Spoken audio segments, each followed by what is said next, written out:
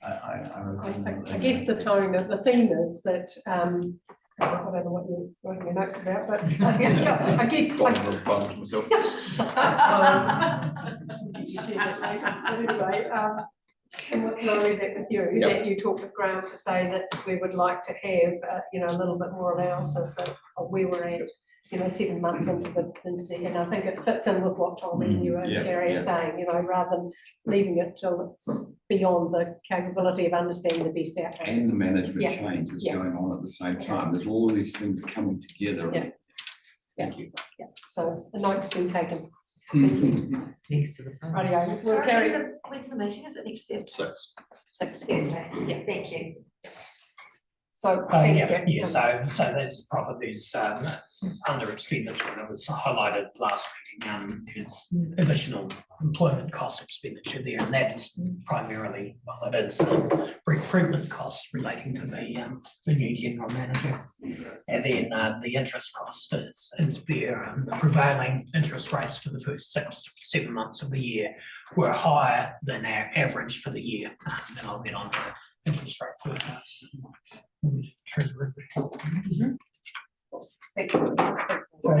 page 150 is group activities for governance and corporate, scrolling down to governance on page 151, largely on budget. 152 was the treasury account, and their variances there, and revenue, we've got rate penalties which are over budget for the period, plus externally we've received $120,000 of external interest. Then some variations in the internal interest received and paid, which is based on our internal debt levels, and our external debt. It's about 107,000 above budget. That reflects the underlying for the first half. I think, Robbie, got a question? Yeah, I just wanted to ask, the rates, penalties and the external interest received, is that invoice still received? As invoice, invoice, if they don't pay, we add it on and record it as income at that stage, and, during that year we do, well, I've got a bit of it in my hand, but it is sitting there against their account. And I do have sort of relatively free discretion to remit those penalties for purposes. Thanks. Yep, we'll carry on. Corporate is again, variances are highlighted. The final page is earthquake recovery. Again, costs incurred to date, which does include the interest on the underlying debt, which we're predicting to be repaid in about 3 or 4 years' time. After the event. And then, sorry, just before you go on. Just as we wrap up off the big sheet, so in terms of credits due, the interesting thing right through all of this, and I think back to how all these budgets were set, is that actually our employment costs are overall something like 5% below budget. So, recognition where it's due, the work that we've done to manage within the environment we're in, the total level of employment costs is worth noting and complimenting, because we're under budget right through there when you look at it. So, yeah. Well done. Thanks for offering that, Gary. Next, the second part of the financial reports, the capital expenditure report, there, and it just breaks all the budgets down to individual projects. Now, with Dan Lee's report done earlier, there will be a reforecast done. I'll primarily use that reforecast as we develop the budgets, because we need to know where we're going to be at the end of the year. That has a direct effect on debt moving forward into the next financial year. But I know, and there will be a component of that where Dan has reflected on the budgets that we allowed for in year 2 of the plan. And there's been adjustments accordingly as well. So, and some of that will be due to projects that we won't get done this year, but will specifically carry forward into the next financial year. But that, yeah, overall, it doesn't have much of an effect, but individual years, it does have an effect on the level of debt and how it flows through into the next financial year.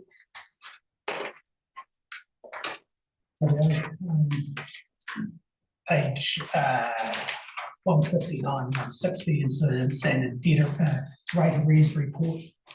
And just overall, the amount of rates owing at the end of January was 9.5 million. Stands to reason we invoice all in January, so it does bump up for that first month of the quarter. Same point this time last year was 8.9 million, so it's about a 7.9% increase on what we experienced last year, but our overall rate increase for the year was 8.5%. So it's down on that, and as we've seen consistently through the year that the rate arrears balance is lower than what we experienced the previous year, so that does reflect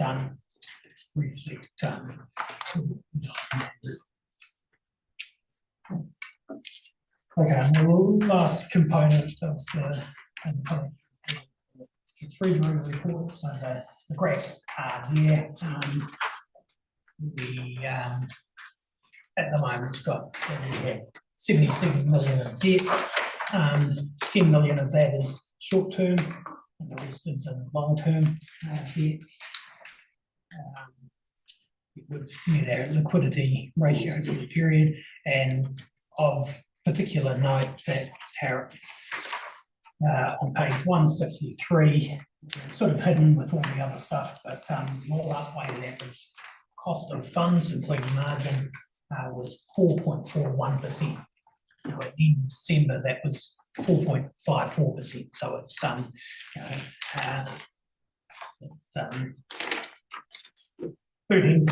or 13 basis points lower, which just reflects the underlying reduction in the short-term interest rates. And that's of particular note, that the official cash rate, I wrote this before we,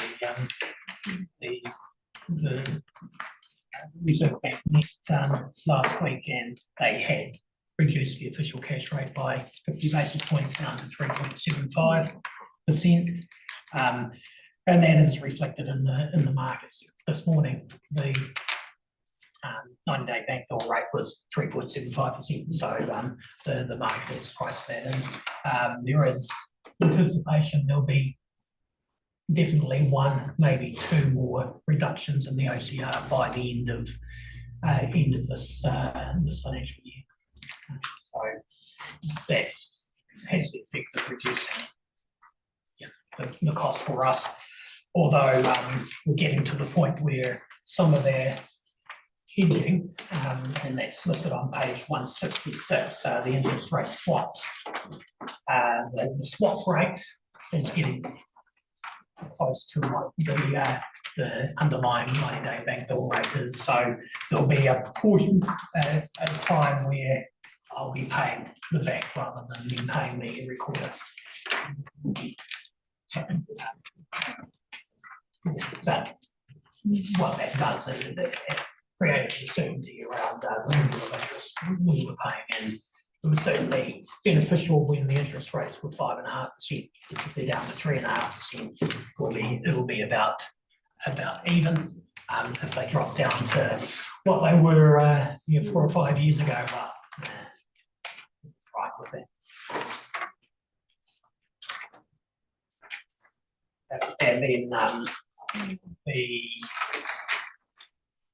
rest of the treasury standard stuff, including page 168 through to 1 simply to just the structure, the balances of our internal debt. I do readily go to page 170 where sits within the thermal pools. It was 16 million for water as a whole. The debt, internal debt is 46 million. For sewer, it's almost 11 million, and for stormwater, it's 3.5 million.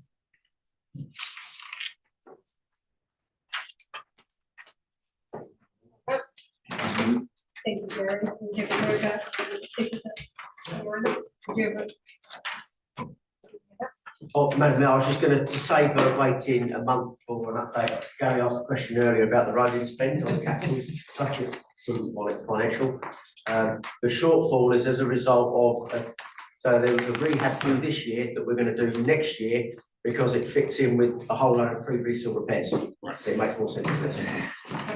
So that answers that question. Yeah, so thank you. That's great. Thanks, Jason, for your report. We have a mover and a second that all in agreement that we receive that information. Please say aye. Aye. Those against, that's carried. Thanks, Jason. Appreciate that. Just moving through our information items and perhaps in the best interest of time, given that we've still got a few important issues to cover off, if we can just skip through these ones. But all due respect, Grant, the employment request, if I may, if that's on you. Happy to take some questions and yeah, we can just speak to that. Great, thank you. Thank you, Madam Mayor. I don't think there's anything in particular to note. It's just two in progress and still in progress. So just happy to receive any questions. Thanks, Molly. I'm just wondering if you're able to elaborate, and you may not be able to, on number 5. Yes, through you, Madam Mayor. It was just there was a hearing back in late January, early February, I think it was, and they just wanted the application information. So it came in on a Thursday, and I think the hearing might have been before. So it's just about considering what information could be given at that stage to a member of the public, who I think was planning to take an objection. Thank you. So it's emergency because of that, obviously. Thank you. Appreciate it. I was just going to make a comment that it seems that there's quite a wide range of subjects covered on that, and move that we receive the report. Thank you. We receive that information, please say aye. Aye. Carrie, thank you. Hamish will turn our attention to the monthly performance report and sections maybe, but thank you. Yes, so you notice the two cumulative ones on page 176, which we've discussed previously, and there is a new one for January where there is a building consent.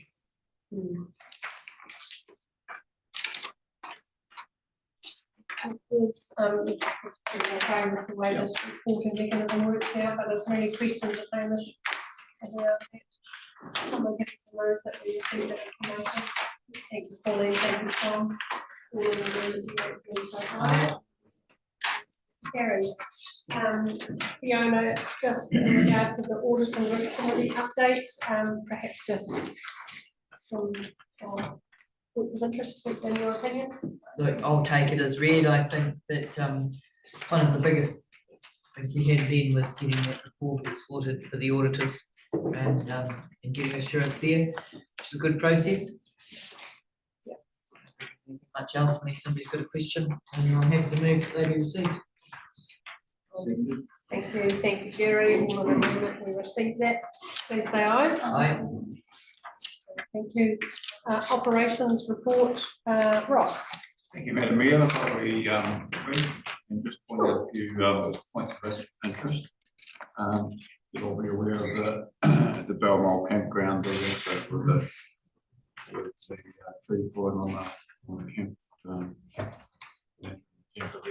And the end result is that there'll be quite a number of trees removed and potentially replanted with some natives in that area.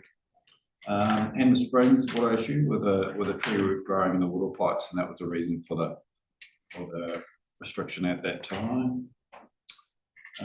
Incident on the Live Road with a farm vehicle running off the road and into a gully, and it resulted with corrugations and the type of vehicle that was on the road at the time. Improvements have been discussed dealing with that issue. I'll skip through to an issue to do with wet wipes in the wastewater system, and you would have seen a bit of publicity about that. Yeah. And the issue that they create. So look, I'll leave it there and move the information be received unless there's any questions. Good on Ross, thanks very much. Do I have a seconder that we received that information?